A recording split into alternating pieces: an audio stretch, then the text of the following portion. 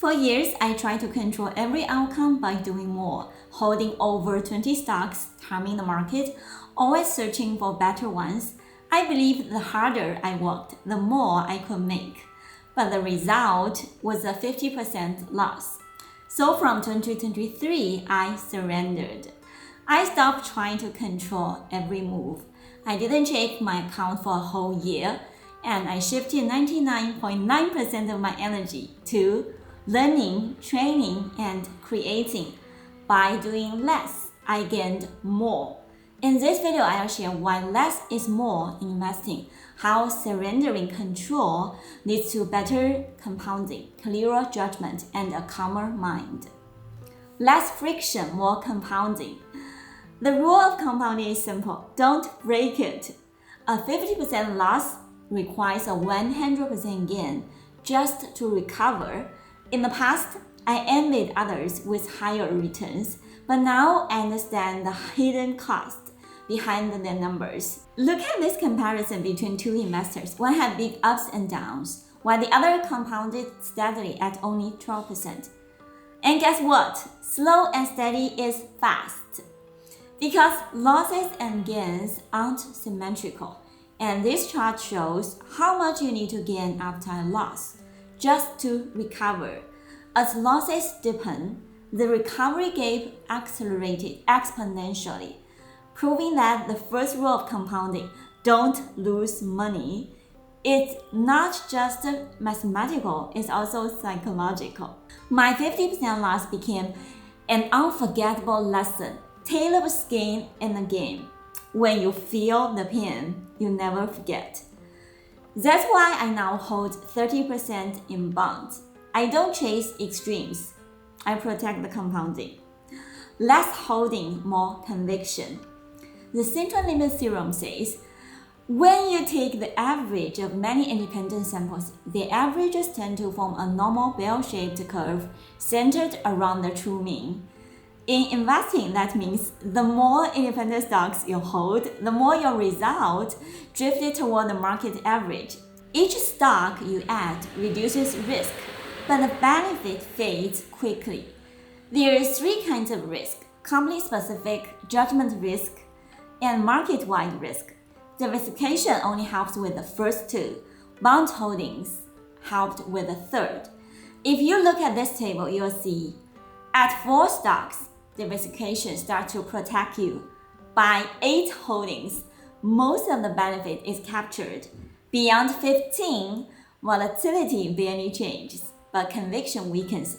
So I keep my circle small, my conviction high, and my energy focused. Less action, more clarity. The more you subtract unnecessary thoughts, emotions, controls, and comparisons, the clearer you see reality. When your mind is quiet, you act less, but each action carries more precision and power. Charlie Munger called it sit on your ass investing, the discipline to do nothing until odds are clearly in your favor. It looks like stillness from the outside, but it's actually patience in motion, clarity choosing timing over activity. You don't need to search for great investments every day. True opportunities, the kind that change the trajectory, emerge from randomness, not prediction. Instead of obsessing with control, work on your clarity, patience, and readiness, because when randomness meets awareness, luck becomes destiny. Buffett and Munger waited years before buying Apple, one quiet decision after a decade of silence, and Li Lu has held BYD for more than 15 years. One decision that multiplied 30-fold without another move. That's what patience looks like in practice. Less thinking, more energy. When you think about investing, the mind often shifts into prediction, control, and fear of loss. This activates the analytical and defensive systems, the same ones designed for threat detection. Even if you're logical, this kind of thinking drains energy because underneath logic, there's still uncertainty and the need for control.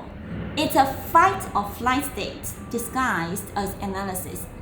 But in reality, most of the effort is wasted. It often becomes negative contribution. As Charlie Munger said, I've never been able to predict accurately. We just tend to get into good business and stay there. You can't control the market. You can't time it perfectly. So focus on what you can control. After I accepted that I cannot control the market and surrendered, I freed the energy and time to the new things, train my body, and create. If you can surrender, imagine how much energy you're free to do the things that truly matter. And you'll probably gain more in investing and in life. Investing is simple.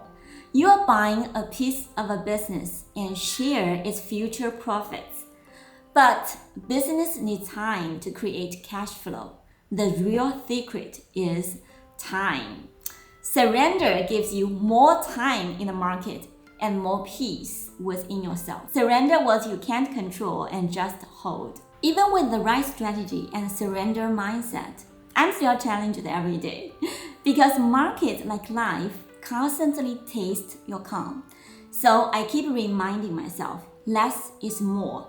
At its deepest level, investing isn't about money. It's about mastering yourself, your patience, your temperament, and your surrender. It takes character to sit with all that cash and do nothing, Charlie Munger once said. Investing is one of the greatest fields to test your character, to see whether you can stay still in chaos. It's also one of the best places to practice mastering yourself if you treat it as a dojo to practice patience, surrender, and peace.